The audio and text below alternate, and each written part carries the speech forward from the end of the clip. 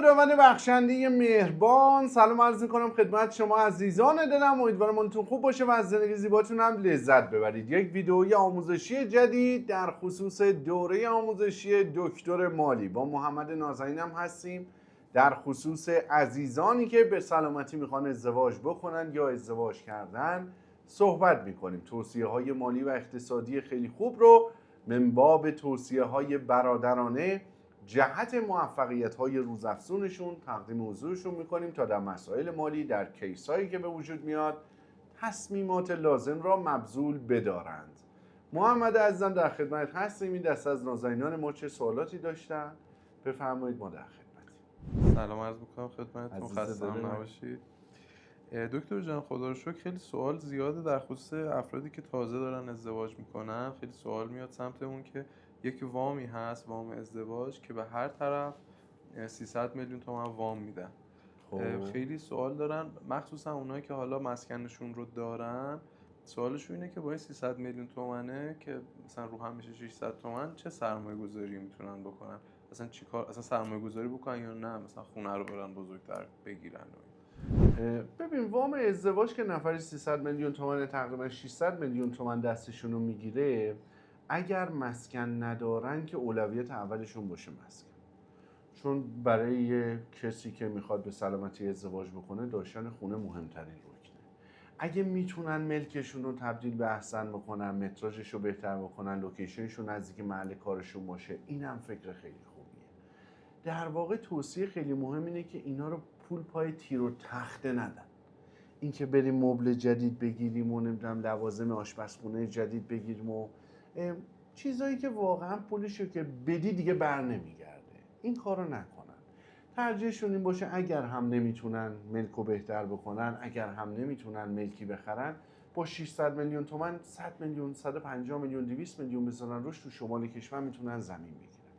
یه زمین 200 متری بخرن بذارن برای یه دهه بعدی زندگیشون. خیلی فکر خوبی.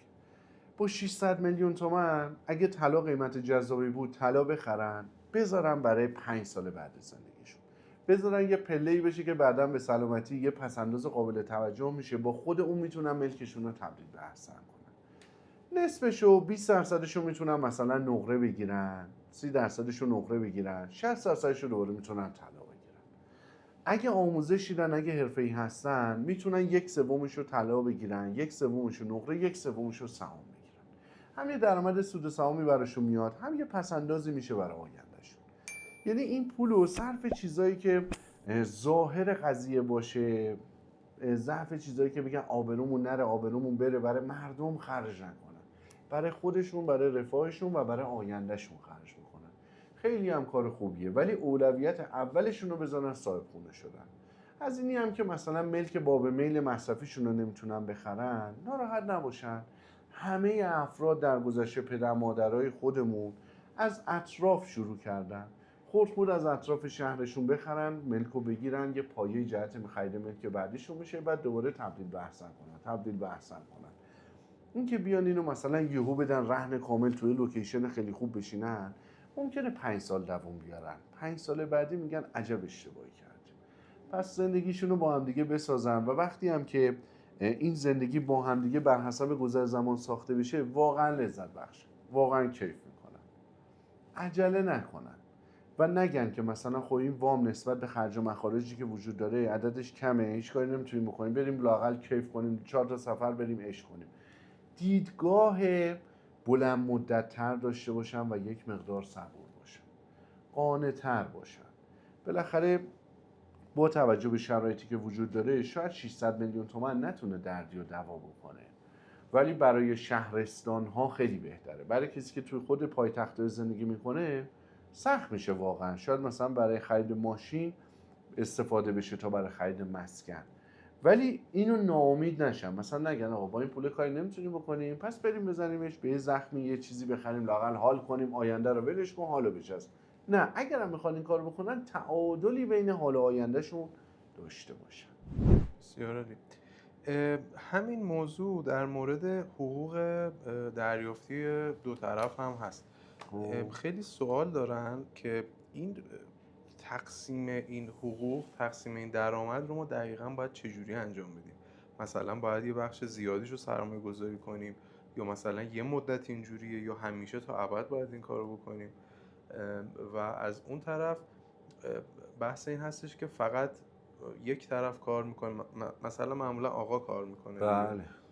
خب اون خرجی که داره در میاره احتمالاً نمیتونه سرمایه گذاری بکنه.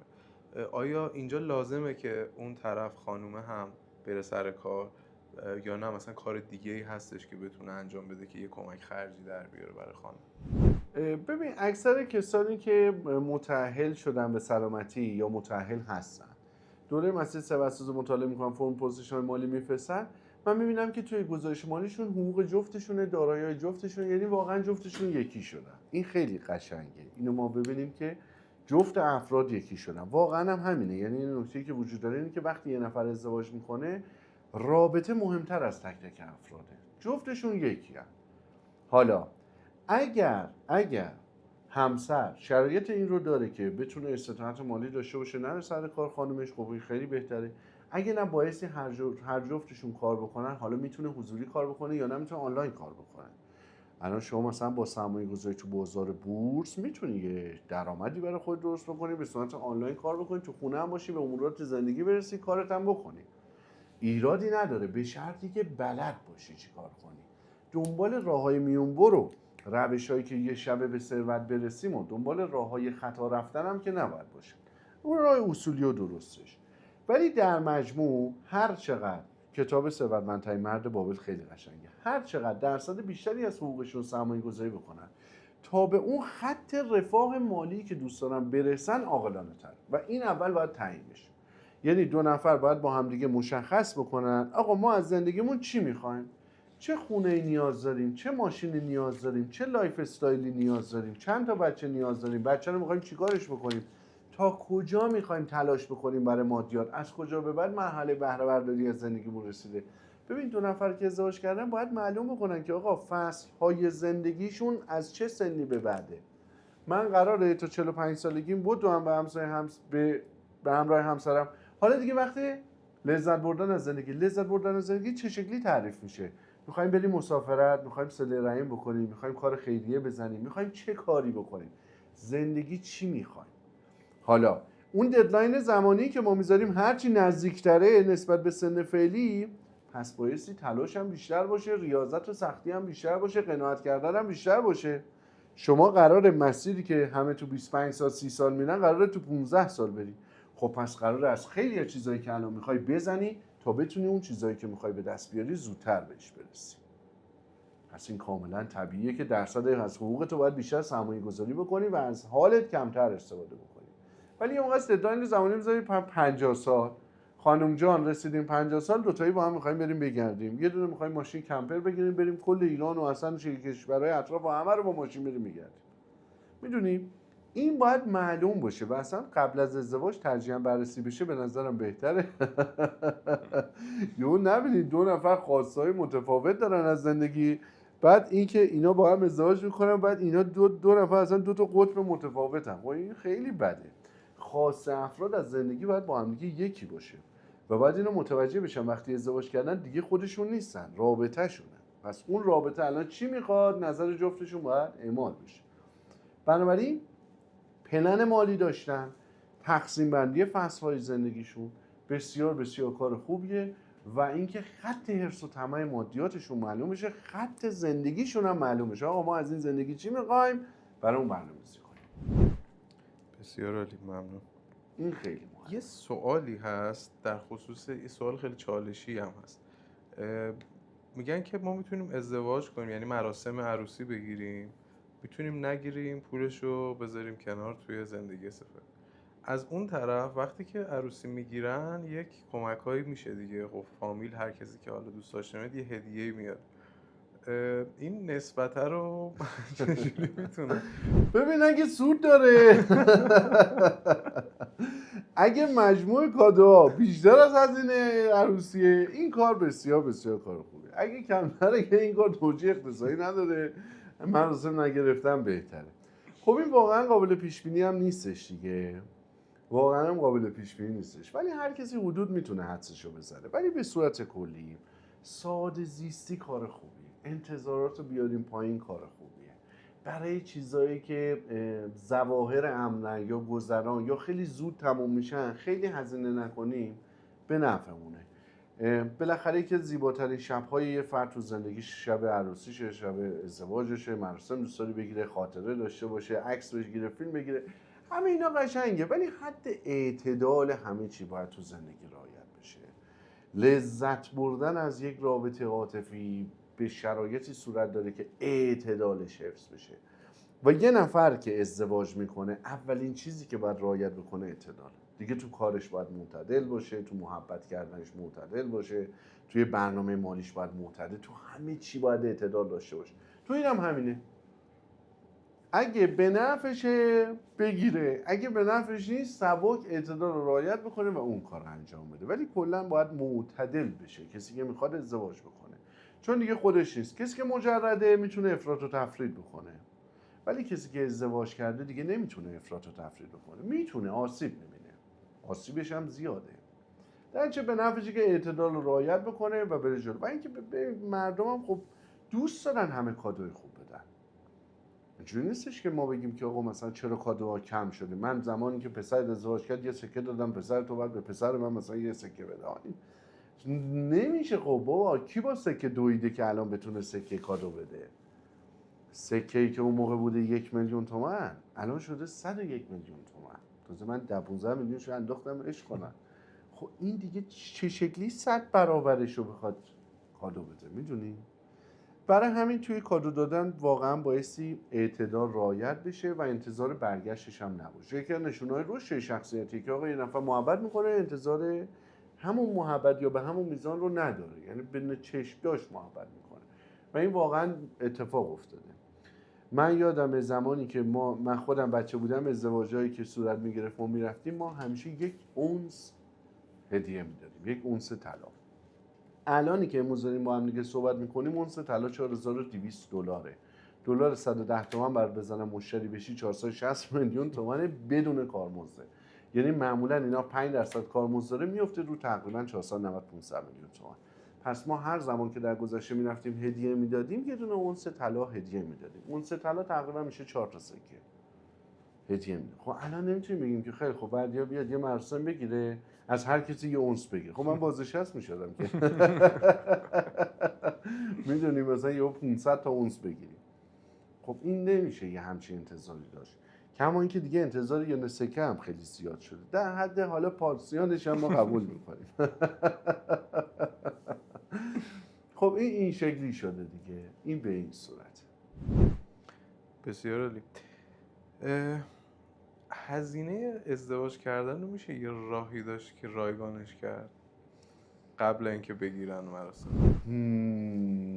راهی که رایگان بشه هزینه‌اش، راهی که بخواد رایگان بشه این هستش که بیان مراسم عقد رو اول انجام بدن، برای ازدواجشون یه فاصله زمانی بندازن، با وامی که گرفتن سرمایه گذاری بکنن، هزینه مراسم از سود سرمایه گذاری در بیاد. 600 میلیون تومان عقد کرده، به سلامتی میره وامش رو دریافت میکنه، 600 میلیون سرمایه گذاری میکنه 1,200,000,000 میکنه 1 میلیارد 900 میلیون. حالا 300-400 میلیون تومانش رو بره خرج عروسی کنه. حالا هدیه هم 500-600 تومان بیاد، این دوبله رایگان شد. ولی خب این لازمه این هستش که فاصله بین عقد و عروسی زیاد بشه و یه فرد توانایی مالی این کار رو داشته باشه، یعنی توانایی تصمیم گیری مالی رو داشته باشه، بلد باشه چه شکلی خلق ارزش بکنه، بلد باشه کجا چه تصمیم مالی بگیره. ما به عنوان یه مجموعه آموزشی میتونیم کمکشون بکنیم، ولی نمیتونیم مستقیم بگیم این کارو کن اون کارو کن، این کارو نکن اون کارو نکن. ما میتونیم مشاوره بدیم، ریسکو کم بکنیم و سناریوهای محتمل رو بهشون نشون بدیم و تصمیمات مختلف رو براشون باز بکنیم. معمولا افراد تو هر شرایطی که قرار میگیرن دارن خیلی از زاویه دید پایین و کوتاه نگاه میکنن. ما میتونیم این سر رو بیاریم بالا، زاویه دید رو زیاد بکنیم و باز بکنیم و انتخابای مختلف رو بهشون نشون بدیم و آموزش بدیم که خودشون به مرحله‌ای برسن که بتونن یه تصمیم بهتر برای خودشون بگیرن. خب این خیلی هم خوبه. و این شدنیه. ولی محمد جان، یه نکته‌ای که وجود داره که نمیدونم چرا تو این سوالا نیست. ببین، سرمایه گذاری رو رابطه از سرمایه گذاری رو مسائل مادی خیلی مهمتر. ببین، یه نفر که ازدواج کرد باید اینو بدونه که توی ترازنامه زندگیش رابطه عاطفیش باز شد. یه صفحه است باز شد، رابطه عاطفی. یعنی من تا امروز مجرد بودم، توی دارایی‌ام میگفتم خب خونه دارم، ماشین دارم، طلا دارم، زمین دارم، سهام دارم، نقره دارم. الان ازدواج کردم، رابطه عاطفی باز شد. این رابطه عاطفی اینقدر ارزشمنده که هنوز بشر نتونسته یه خطکشی بذاره جلوش که اینو اندازه‌گیری بکنه. کسی که تصمیم میگیره ازدواج بکنه، سرمایه گذاری رو رابطه عاطفیش به صورت روزانه باید انجام بشه. هر 5 دقیقه یه بار زنگ. محبت، توجه، مهربانی، هدیه دادن، کلامی، زبانی، جسمانی، این باید سرمایه گذاری صورت بگیره. کسی که میخواد ازدواج بکنه، رابطه عاطفی تو داراییاش، تو ترازنامه‌اش شکل گرفته، اینو دائم باید بزرگترش بکنه و اثر این سرمایه گذاری رو تو لحظه زندگیش میبینه. باید بتونه که با توجه کردن، با محبت کردن، با مهربانی کردن، با گذشت کردن، با فداکاری کردن، رابطه‌ش رو بزرگ بکنه. در واقع کسی که ازدواج میکنه به این فهم و شعور رسیده که به قول مولانا میگه پشت جهان دیده ای روی جهان را ببین. روی جهان را داره میبینه، چیزی رو داره روش سرمایه گذاری میکنه که با چشم جسم قابل دیدن نیست، با چشم دل قابل دیدنه. رو چیزی سرمایه گذاری میکنه که تو این دنیای مادی دیده نمیشه ولی حضور داره و بسیار بسیار ارزشمنده. پس در کنار سرمایه گذاری مادی، در کنار تصمیمات اقتصادی، باید رو سرمایه گذاری عاطفیش باشه. اگه اون سرمایه گذاری عاطفی باشه، هر هدفی دست یافتنی است، چه هدف مادی باشه چه معنوی باشه.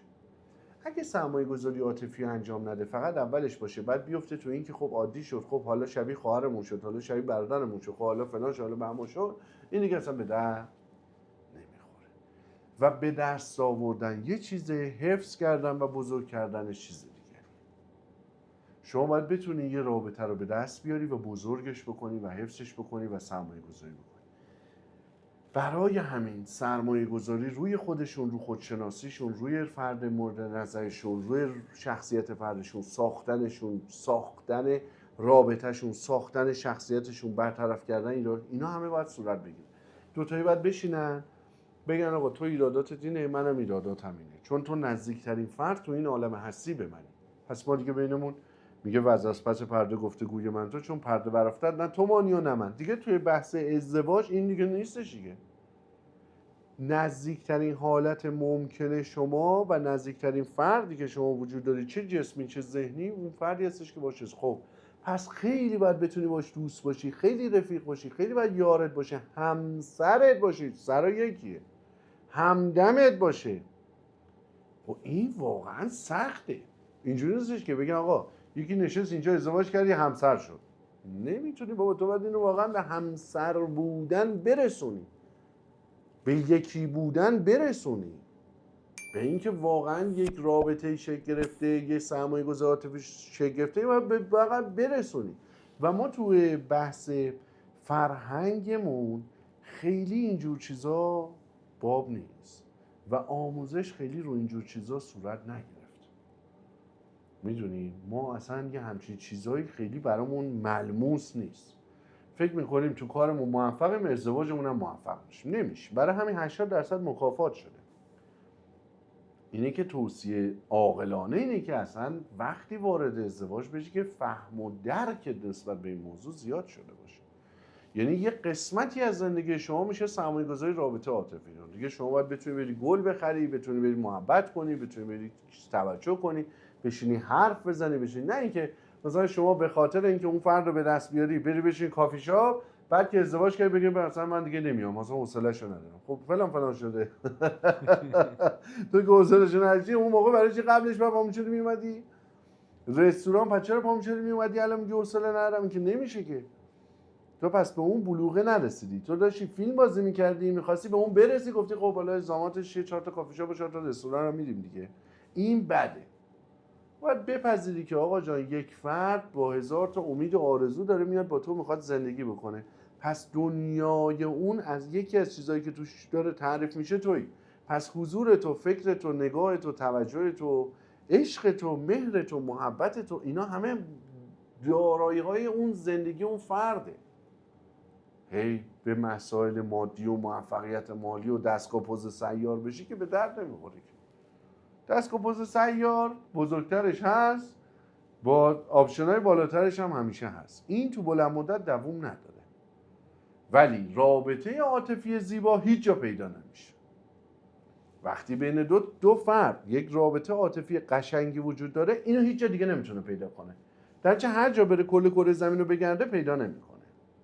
ولی وقتی که شما رابطه رو تبدیل به این میکنی که دستگاه پوز سیار میشی، خب بله این میره 4 روز دیگه دستگاه پوز بزرگتر و بهتر پیدا میکنه و سرد میشه.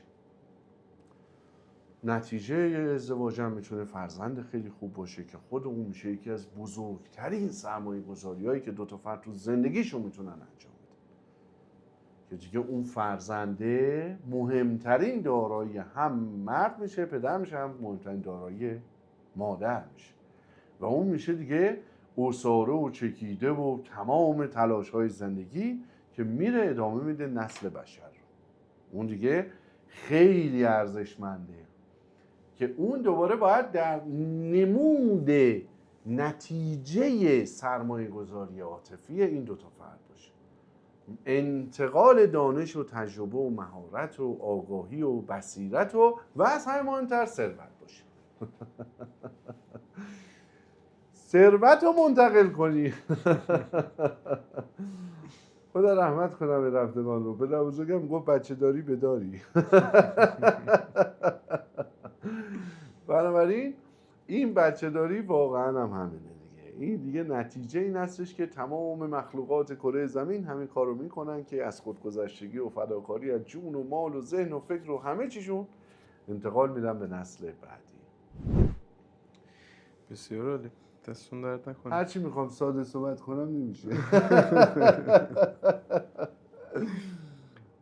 سوال بعدی این هستش که ما میتونیم با اون پولی که داریم یه خونه خوبه با کیفیت متراژ بالایی محله بهتر بگیریم و یا نه میتونیم بریم در واقع رهن کنیم یا میتونیم با همون پول بریم یه خونه بخریم که محلش پایین‌تره، کوچیک‌تره، جمع جورتره. چه نسبت‌هایی رو باید بررسی بکنیم که ببینیم کدومش بهتره؟ قطعاً تو اولش میاد تو ذهنمون که بریم بخریم قطعاً بهتره، ولی خب مثلا فاکتور درآمدشون هست. میخوان ببینن که چه چیزهایی رو باید داشته باشن، چه مدل سرمایه گذاری یا چه مدل خرج کردی باید داشته باشن که بین این دوتا یکی رو انتخاب بکنن. ببین اولویت اولشون قطعا باید خرید ملک باشه، حتی اگه دوری مسافت ایجاد بکنه و چند سال اول اذیت بشه. من به تجربه دیدم، حالا یه پله من میام عقب‌تر، خانواده بوده مالک بوده توی یه لوکیشنی، گفته آقا جان برای من تو این لوکیشن خواستگار پیدا نمیشه، ما بیایم این ملک رو بفروشیم، پاشیم بریم توی لوکیشن بهتر رهن بشینیم که حالا تو این لوکیشن بهتر خواستگار بیاد. 5 سال گذشته خواستگار نیومده، هزینه افزایش قیمت اجاره اینقدر زیاد بوده که توانایی زندگی کردن تو این لوکیشن سلب شد. برگشته نه تنها لوکیشن قبلی که بوده، لوکیشن پایین‌ترش حالا اجاره نشین شده و حالا خواستگار عالی اومده ازدواج کرده رفته، فقط پدر مادر رو بدبخت کرده. ببین این خیلی تصمیم اشتباهیه. این یه مرحله قبل از ازدواجه. حالا خودشونم اگه بخوان این کارو بکنن اشتباه کردن. و از نظر بنده یه نوجوان مثلا وقتی یه خونه رو میتونن بخرن توی لوکیشن اطراف تهران، باید بخرن به جایی که رهن کنن داخل تهران. 1.5 ساعت کمتر بخوابه در روز، 5 سال 6 سال 7 سال بذار زحمت بکشه، ولی خونه مال خودش باشه. ببین چقدر فرقشه. شما وقتی که مستاجری اگه بخوای جابجا بشی، سال 12 ماه 11 ماه زندگی میکنی، 1 ماه زندگی نمیکنی تو بهترین حالت، چون داری اسباب کشی میکنی دیگه. اسباب کشی هزینه سنگین وسایل داره، مستهلک میشه، شما هزینه مستهلک شدن لوازم رو داری درست میکنی، بعد ناچارا میافتی به این که هی تعویض بکنی دیگه، چون تیر تخته آسیب دیده. هزینه تیر تخته، یعنی هر چی ما میگیم آقا پول پای تیر تخته نده، شما مجبور میشی پول پای تیر تخته هم بدی. در چه اتفاقی میفته؟ ناخودآگاه از مسیر اصلی که خونه دار بوده، خونه دار شدن بوده، شما هی عقب میفتی، فاصله میفتی. یه کار عاقلانه اینه که شما اگر ملکی میخری که دورتر از اون لوکیشن مورد علاقته و مالک شدی و مسافت رو داری به جون میخری، پس اندازتو تو جاهایی بذاری که بعداً استطاعت خریدتو داشته باشی. حالا هم که چون مالک شدی، تیر تخته خریدی، تموم شده رفته، تو این بازی جابجایی نیفتادی، هم فکری آزاد شدی هم مالی آزاد شدی. مثلا یه زمین تو شمال بگیری، بعدا خود زمینه میتونه خونه خوب برات بخره، رشد زمین از آپارتمان بالاتره. و اینکه این تیر و تخته ها رو هم ترجیحاً تو حداقل حالت ممکن بخری. خیلی ها رو من دیدم مثلا یه دست مبل هست 60 میلیون تومان، همون دست مبل رو میره میخره 15 میلیون تومان. چطوری؟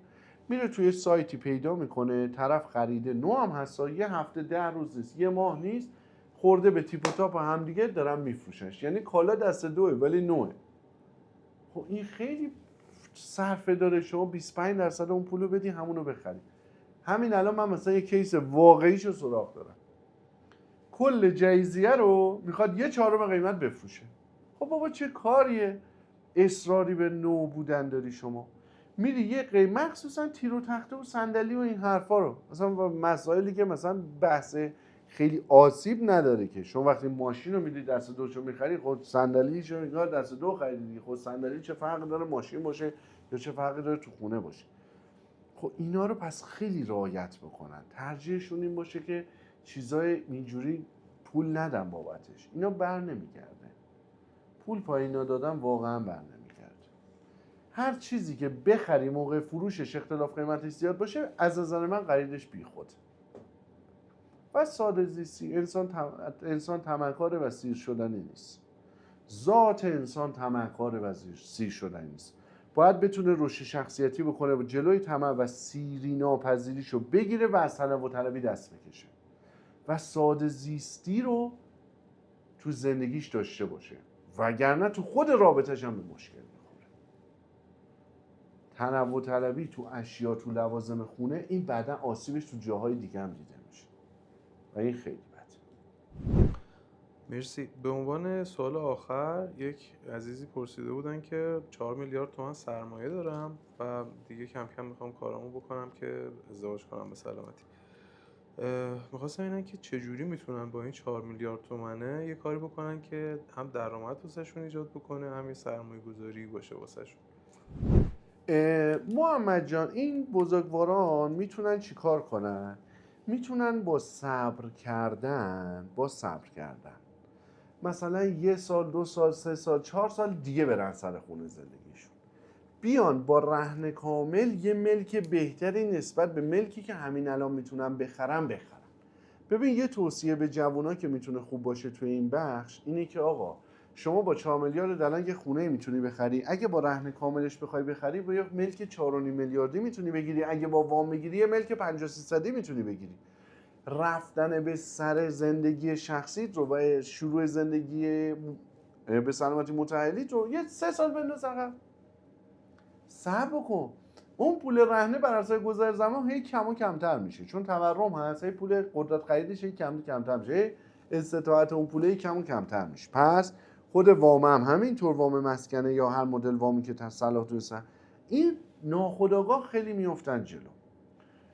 این یه نکته است. نکته بعدی اینه که مقداری از سرمایه رو هم بذارن جهت سرمایه گذاری کردن. حالا هر کی بنا به تسلط و مهارتش رو بازاری که میشناسه، چه طلا باشه، چه نقره باشه، چه سهام باشه، چه زمین باشه، این 4 تا از نظر بنده دارایی‌های خیلی ارزشمند و خوبی هستش که اینا میتونن روش کار بکنن و کمک خرجشون باشه و استطاعت مالی رو داشته باشن. یه نکته‌ای که خیلی مهمه دوست دارم به نوجوانا توصیه بکنم تو بحث ازدواج اینه که عجله برای این کار نداشته باشن. عاشق شدن چندین مرتبه داره. عشق رو در یک مرتبهش تجربه کردن فکر نکنن کل عشق همینه. عشق مراتب متفاوت و مراتب والا و بالایی داره. من به عنوان یه نوجوان مراتب عشق رو در چندین مرتبه تجربه کردم. این به معنای این نیستش که شما سوء تفاهم برات به وجود بیاد فکر کنی با چندین نفر عشقای مختلف تجربه کردم و نه. این به این معناست که عشق مراتب متفاوتی داره. شما با یک نفر مراتب متفاوت عشق رو تجربه میتوانی بکنی. اگه نتوانی با اون فرد مد نظر مراتب متفاوت عشق رو تجربه بکنی، به ناچار مثلا از اون فرد جدا میشی، میری دنبال این هستی که همون مدل عشقی که داشتی از اون اول که بین رفته با یکی دیگه تجربه بکنی. شما باید بتونی همون عشق در نگاه اول که میگن مرتبه اولیه عشقه، باید توی بالاترین مرتبه عشق رو با همون فرد مد نظر داشته باشی. پس صبور باشن و بسازن. نگن مثلا خب ما هم فرکانس نیستیم، شب بخیر خدا نگهدار. بابا هم فرکانس کنید هم دیگه رو. شما بتونید مراتب بالا و بالا عشق رو با هم دیگه تجربه کنید. شما میتونید مراتب بالاتر عشق رو برای هم دیگه بسازید و این کار زحمت داره و واقعا تلاش داره ولی شدنیه. پس برای این خیلی صبور باشن. نکته بعدی که خیلی دوست دارم بهشون توصیه بکنم اینه که اینو بدونن ازدواج یک چیزی هستش که اگر درست بشه یکی از زیباترین لذت‌های این دنیا رو به دست میارن. چیزی رو بهش میرسن که 80% مردم نمیتونن بهش برسن. برای همین تو ازدواج به صورت کلی از هر کی میگی بکنم میگه نه دیوانه. اون 10% 20%ی که تونستن ازدواج درست بکنن و به اون چیزهای ارزشمندی که برسن، اون واقعا رسیدنش سختیه. و اون 10-20%ی که با ازدواج به اون مراتب زیبای رابطه عاطفی رسیدن، واقعا چیز ارزشمندی رو به دست آوردن که هیچ کجا نمیتونن به دست بیارن. ببین رابطه عاطفی خوبو شما نمیتونی بری بخری که. مثلا میگن آقا اینجا رایه پاساژ از رابطه عاطفی میفروشه، برید گلونترینشو بخرید. متاسفانه نیست. پس این قضیه نیستش که مشکلت با پول حل بشه. چیزایی که مشکلت با پول حل نمیشه چیزای بزرگی هست. این چیزای بزرگ به دست آوردنش خیلی سخته، از دست دادنش خیلی راحته. چون به دست آوردنش خیلی سخته، افراد کمی میتونن اینو به دست بیارن. عمده افراد شکست میخورن. عمده افراد میگن این کار به درد نمیخوره.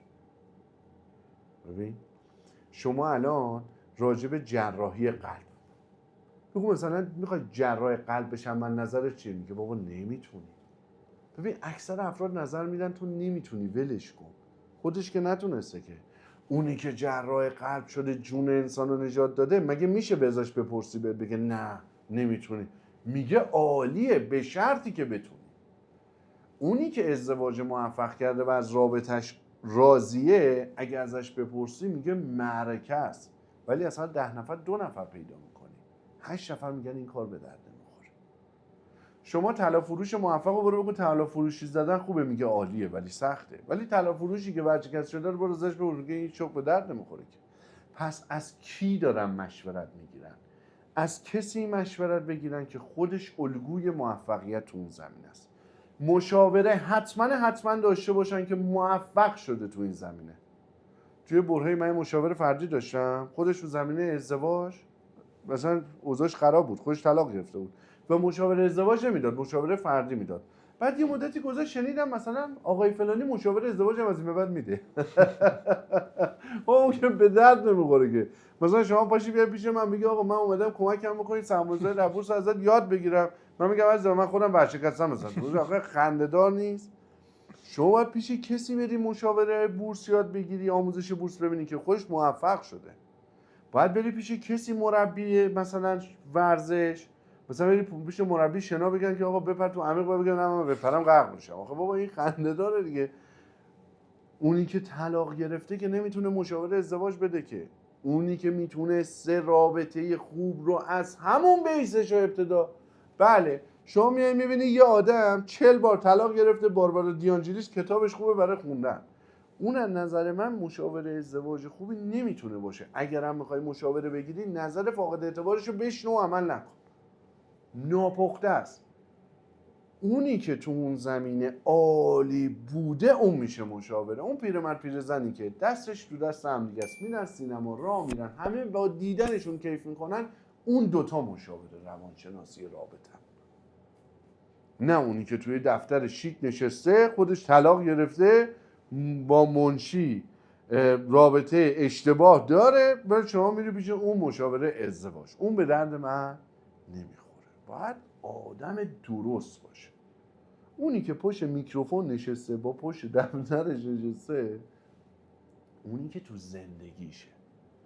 من تو زندگیم 6 نفر دیدم اینجوریم، یعنی 12 نفر دیدم که 6 تا زوجن، عاشقن. از اینا برو بپرس. وقتی با اینا میری راجع به ازدواج صحبت میکنی عشق میکنی، دوست داری بری ازدواج. ولی بجز این 6 تا زوجی که من دیدم، پیش هر کی میرم خود منو میگن آقا به درد نمیخوره. مثلا میشم تو تاکسی، من خوشم میاد به روابط آدما، میگم مثلا میگه مجرد یا نه، میگم نه مجردم. میگم ازدواج خوبه، میخوام ببینم چیزش چیه، میگم مثلا میگه به درد نمیخوره. خب معلومه طرف ازدواج موفق نشه دیگه. میگم سرمایه‌گذاری در بورس چطوره، میگه افتضاح، سمتش نریا. ببین خب طرف معلومه آخه تا شده خودش، میگه من مثلا جزء ضررده سال 99. خب معلومه اون ضررده سال 99 راجع بورس چه اظهار نظری میکنه. بله، پس پیش آدم درست برم، پیش هر کسی رفتن و هر چیزی شنیدن به درد نمیخوره.